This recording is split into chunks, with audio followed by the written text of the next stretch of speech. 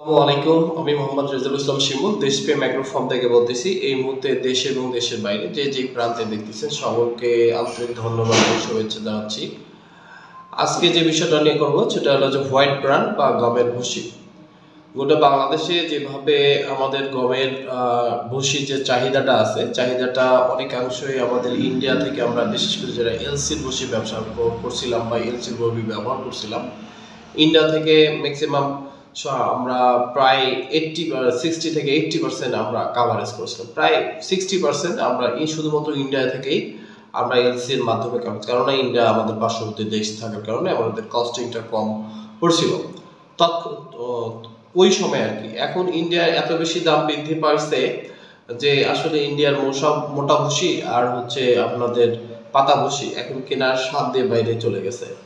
সামনে আমাদের যেটা হচ্ছে কুরবানিকে সামনে রেখে আমরা যারা গোটা বাংলাদেশে গরু পালন করি বা ভুসির ব্যবসা করি, এলসির ভুসির ব্যবসা করি, সেক্ষেত্রে আমাদের একটা খুব বেশি মানে ক্রয় ক্ষমতার বাইরে চলে গেছে।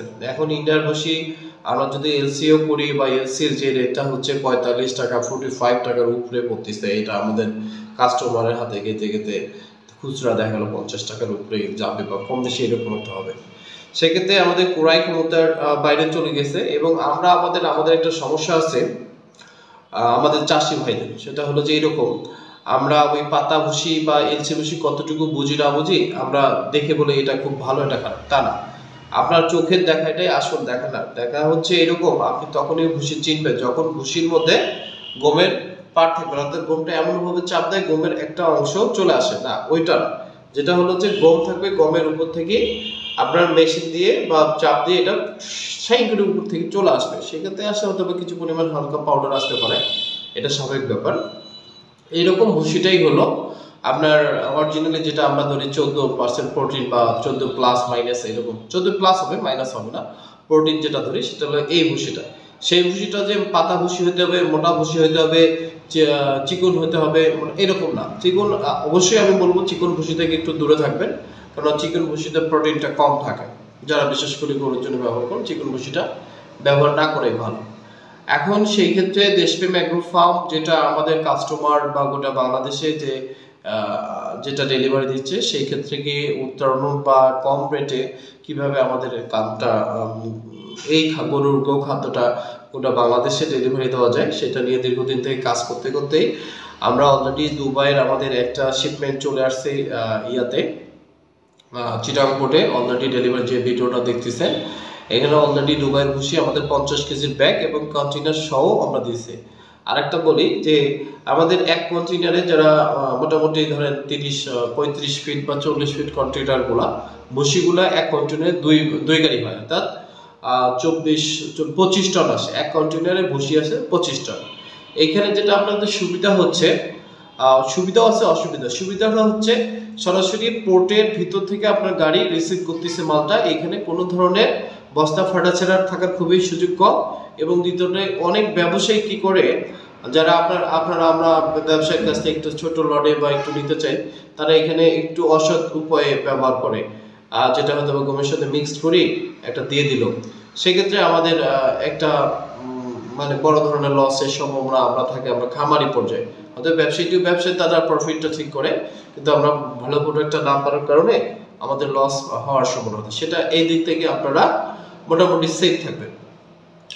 দ্বিতীয় যে সেফটা থাকবেন সেটা হলো যে আপনার প্রোডাক্টের রেটটা অনুযায়ী আমাদের যেটা ইয়া থেকে আসতেছে, দুবাই আসতেছে, দুবাইয়ের কয়েকটা ব্র্যান্ড আসতেছে, যেমন আতাকুম একটা ব্র্যান্ড আসছে, তারপর দুবাই একটা নিজস্ব ব্র্যান্ড আছে, তারপরে তানজানিয়া আছে, এটা আফ্রিকার তানজানিয়া আছে, তারপর আজমির আছে। কোনোটা 50 কেজি, কোনোটা 30 কেজি। এটা কোনোটা কিন্তু চিকন বা মোটা ভুসি না, আমি বলবো কোনোটা চিকন বলে।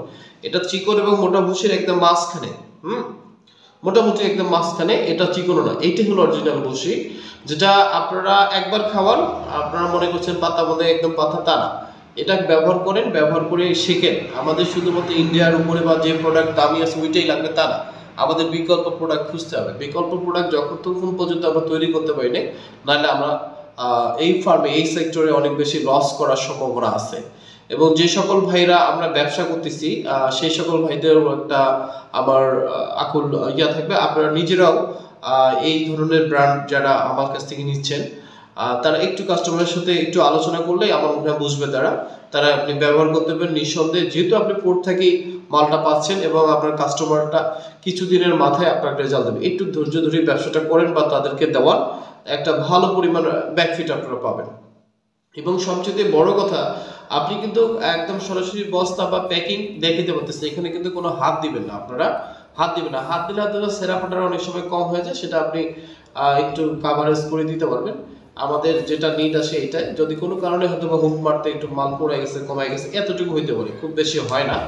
আমাদের যেটা আসে সেটা হলো যে, যেমন আমাদের এবার এক গাড়িতে মোটামুটি আমাদের 50 কেজি হয়েছে, আমাদের 12.5 টন 5000 যেটা হচ্ছে সেটা হলো যে 250 ব্যাগ করে আমরা ডেলিভারি দিছি চিটাগং পোর্ট থেকে।